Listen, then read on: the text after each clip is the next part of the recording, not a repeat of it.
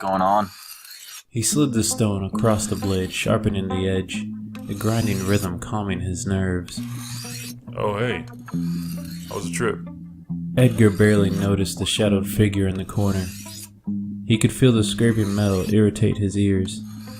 You know, same. Killed a few of them this time. Spencer looked up, staring through the window into the dark sky. Edgar followed his gaze. He walked past him, taking a seat in an old chair. The object shifted as his weight spread across, creaking slightly as the old wood held him. How'd it go? Spencer stopped sharpening the blade. He took a breath, bracing for the answer he was to give. He had to speak about it.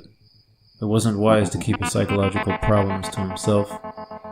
A month ago, the thought would have never crossed his mind. A month ago, it would have never existed to anyone but himself. But that was a month ago. It was normal. That is, until I ran into this guy out there. He didn't make it. I hit up the Thompson's house. They didn't make it. I went to Mr. Jones's house. He didn't make it either. I wasn't going to go any further. After that, I debated whether it was worth going into town. I mean, I was already all the way out there.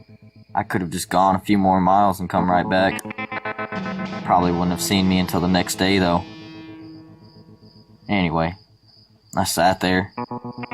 I just sat there in Mr. Jones's cornfield, listening to the wind, whistling around me, staring up at the stars. Shit. Almost felt like nothing had happened in this world. I laid back, taking a few moments to just relax when I heard footsteps. I got up fast, pulled my gun out. When I heard him, he said, "Hold on.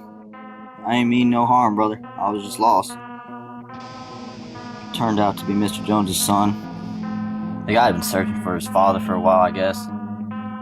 Said he hasn't answered any of his calls, or during the mess he was supposed to meet up with them on the other side of town, but it wasn't long until I found out he was bit. Shit. No way. Yep. All those stories he told us, all the pride and joy Mr. Jones had, how he was always saying nobody ever needed him but his son. And every day and every night shit, he would always tell us about it. He couldn't get the courage to go in the house, but I told him it's something he should do. I convinced him to go in there, see how his father went. That kid was his world, man. God. I went in with him, and there he was, just waiting for his father to get up out that damn chair. He would always sit in it, fall asleep in it. It broke the guy. I tried to tell him he could roll with us, but he didn't even look at me. He just kept staring straight into that hole in his father's head. Fucked up part is, his grip was still on the gun. Jesus. I don't know what he was going to do after I left. He didn't know, Edgar. What do you mean? The guy didn't know that once you're bit, that's it. You turn. I didn't even try to explain it. I just fucking shot him. I shot him and left. There's nothing you could have done, man. It's best to have freed him there instead of letting him suffer out the rest of the time he had left. I know. You're right. It's not easy.